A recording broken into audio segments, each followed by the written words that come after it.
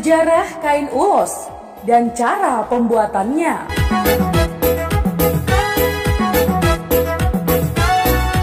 Ya teman, kain khas Batak dikenal dengan sebutan ulos, yaitu sebuah kain tradisional yang dibuat dengan cara ditenun. Kain ini telah ada sejak lama. Bahkan sebagian sumber menyebut ulos sebagai kain tenun tertua di Asia. Ya, kain ulos pada umumnya digunakan sebagai bahan pakaian tradisional untuk berbagai upacara adat ataupun digunakan hanya sekedar untuk selendang.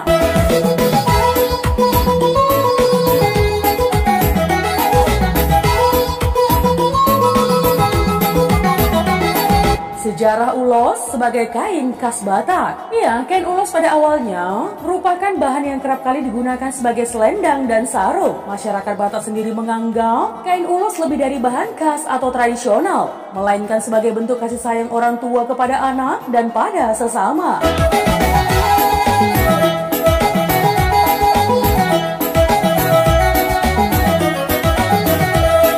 Ya, berdasarkan beberapa sumber teman, pada zaman dahulu ulos menjadi bahan yang digunakan untuk penghangat tubuh. Akan tetapi lama-kelamaan, ulos digunakan oleh ketua suku atau tetua adat di suku Batak. Sehingga dari sinilah ulos dikenal sebagai kain khas Batak yang terkenal hingga saat ini.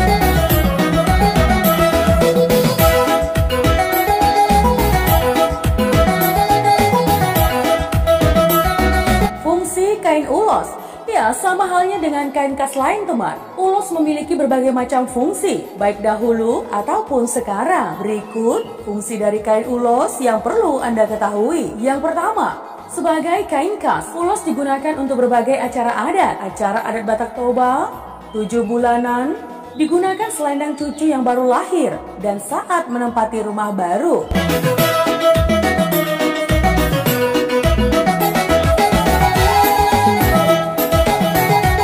Yang kedua, digunakan dalam acara kedukaan. Akan tetapi teman, tidak semua jenis kain ulos digunakan saat menghadiri kedukaan. Hanya jenis tertentu saja ya.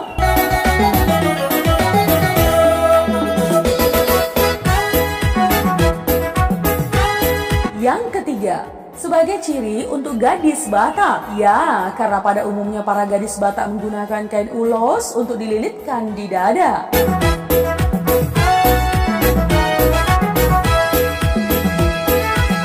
Yang keempat, kain ulos juga tidak jarang dijadikan sebagai kado pernikahan. Mungkin jika kamu menikah dengan orang Batak, akan mendapatkannya juga.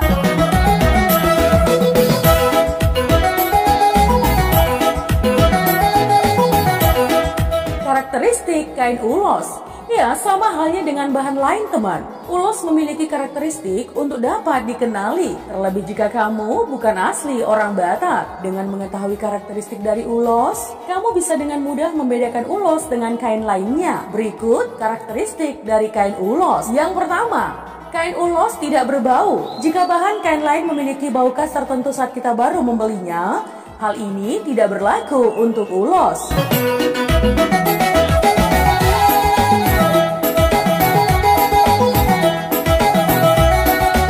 Yang kedua, sama halnya dengan kain katun. Ulos merupakan jenis bahan yang mampu menyerap keringat dengan sangat baik.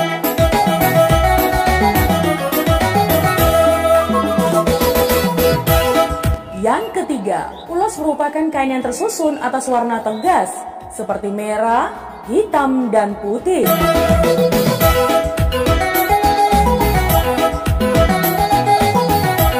Yang keempat, kain ulos tidaklah mudah luntur meskipun dicuci berulang.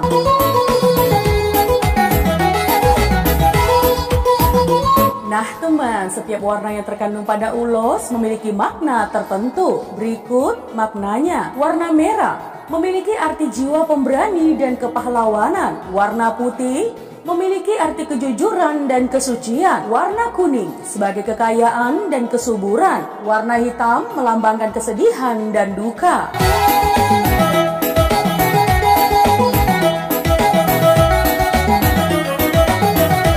Tahapan pembuatan kain ulos. Nah teman, untuk bisa menjadi kain ulos yang siap pakai, Setidaknya membutuhkan beberapa proses tahapan. Kira-kira apa saja proses tahapan tersebut? Yang pertama, pembuatan benang. Ya, dari mulai tahapan pembuatan benang hingga selesai dilakukan secara manual dan tradisional. Pembuatan benang sendiri yang biasanya menggunakan yang disebut dengan nama sorha. Sorha merupakan sebuah alat yang digunakan untuk membantu dalam pemintalan benang.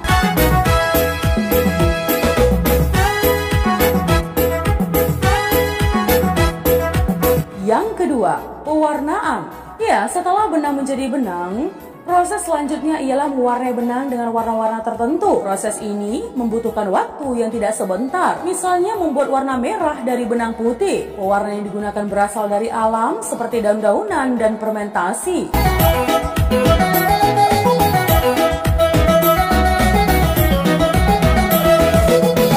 Yang ketiga, gatip. Ya, kata ini bisa jadi asing di telinga kita teman, yaitu sebuah proses grafis ketika benang dalam keadaan sebelum diwarnai. Benang yang awalnya memiliki warna putih, kemudian diekang dengan memakai daun serai.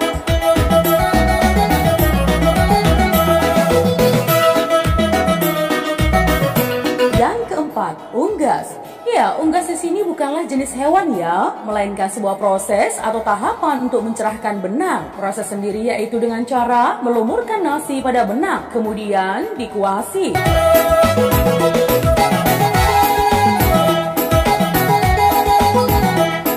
Yang kelima, penguraian. Ya, proses ini dilakukan agar memudahkan untuk bagian proses selanjutnya, yaitu menenun. Dengan cara benang diurai, tentu saja memudahkan penenunan, sebab benang sudah ada pada kondisi lurus.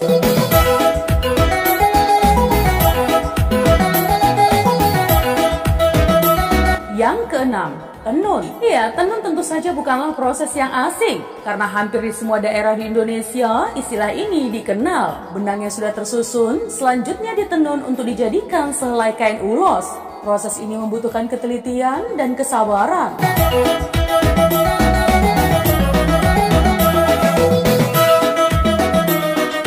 Yang ketujuh, sirat. Ya, sirat adalah proses terakhir sebelum ulos dapat digunakan atau dijual. Proses ini menjadikan ulos bentuk kutub.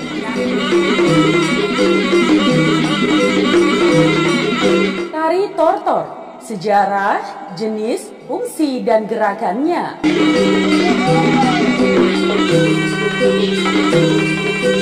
Iya teman, tari tortor adalah tarian khas dari suku Batak Toba yang ada di Provinsi Sumatera Utara. Tarian ini menjadi hal penting bagi budaya dan adat dari suku Batak.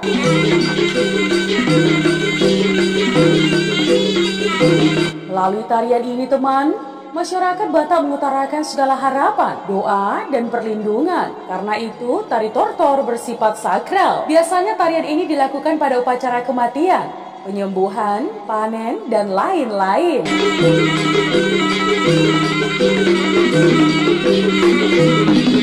Tari tortor diperkirakan sudah ada sejak zaman Bata Purba. Namun pakar tari tortor mengungkapkan tarian ini ada pada sekitar abad ke-13. Ya, di masa itu tari tortor diwujudkan sebagai sebuah persembahan pada roh leluhur teman. Sifatnya sakral dan digunakan dalam upacara-upacara tertentu. Kemudian pada saat agama Kristen masuk ke wilayah Silindung, tari tortor dikenal sebagai kesenian dan menjadi bagian dari kebudayaan Batak.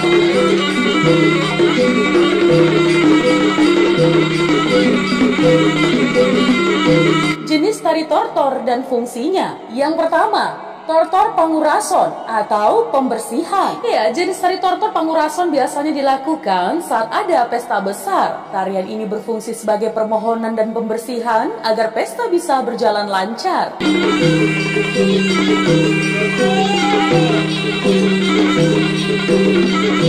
Biasanya sebelum diadakan sebuah pesta, masyarakat Batak akan membersihkan tempat dengan jeruk purut. Kegiatan itu dipercaya bisa menjauhkan dari bahaya dan bencana.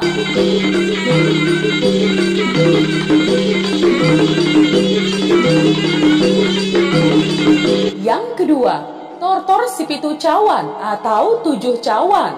Ya, saat ada pengangkatan atau penobatan Raja Batak, maka tari tortor Sipitu Cawan akan dipertunjukkan. Jenis tari tortor satu ini menggambarkan kisah 7 putri kayangan yang turun ke bumi untuk mandi di Gunung Pusubuhit. Lalu pada saat yang sama, datang pula pisau 7 sarung atau pisau si pitu sasarung.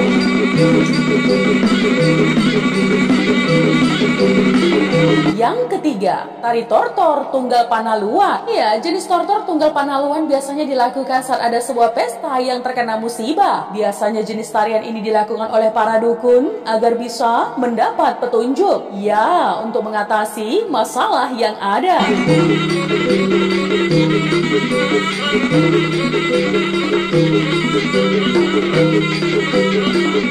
Gerakan tari tortor. Yang pertama, pangurdot. Ya, pangurdot adalah gerakan tari tortor yang menggunakan seluruh badan. Gerakan ini bertumpu pada telapak kaki dan tumit untuk menopang gerakan badan sambil menggerakkan tubuh ke atas dan ke bawah. Ujung telapak kaki bergerak ke kiri dan ke kanan secara perlahan saat tubuh bergerak ke atas dan ke bawah. Semua gerakan harus disesuaikan dengan hentakan yang berasal dari irama gondang.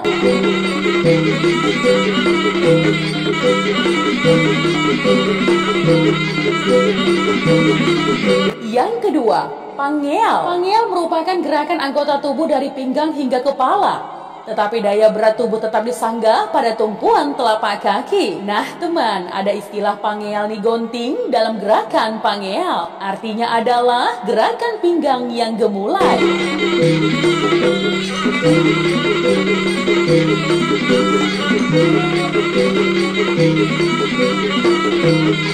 Caranya adalah dengan membuat gerakan rotasi atau memutar ke kiri dan ke kanan pada bagian pinggang. Gerakan ini juga harus diiringi dengan gerakan tangan, jari, dan juga kepala.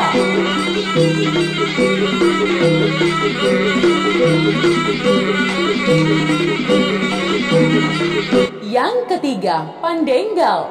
Ya, ini merupakan gerakan gemulai yang ditunjukkan oleh seluruh anggota tubuh. Biasanya gerakan gemulai ini terlihat pada gerakan lengan, telapak tangan, dan jari tangan. Cara melakukan gerakan pandenggal adalah dengan membuka kedua telapak tangan, kemudian angkat ke atas secara berlahan, kemudian turunkan juga dengan cara perlahan, dan menelungkupkan kedua telapak tangan. Nanti gerakan ini seolah-olah akan memperlihatkan gerakan jatuh yang halus.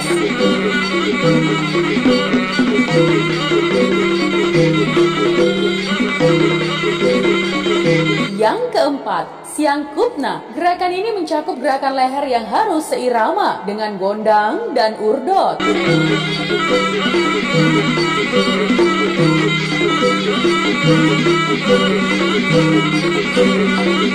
Yang kelima, hapunana. Gerakan ini merupakan ekspresi yang ditampilkan dari penari. Bisa berupa ekspresi gembira, duka, atau sukacita.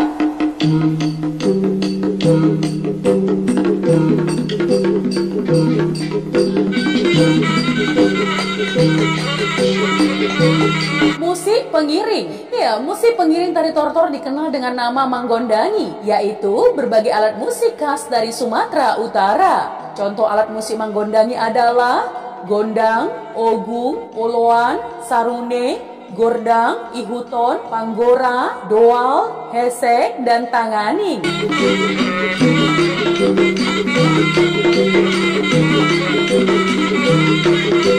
Nah teman, ada keunikan dari musik pengiring tari tortor, yaitu gondang. Ya, saat mengiringi tari tortor digunakan 9 jenis gondang, atau dikenal juga dengan gondang 9.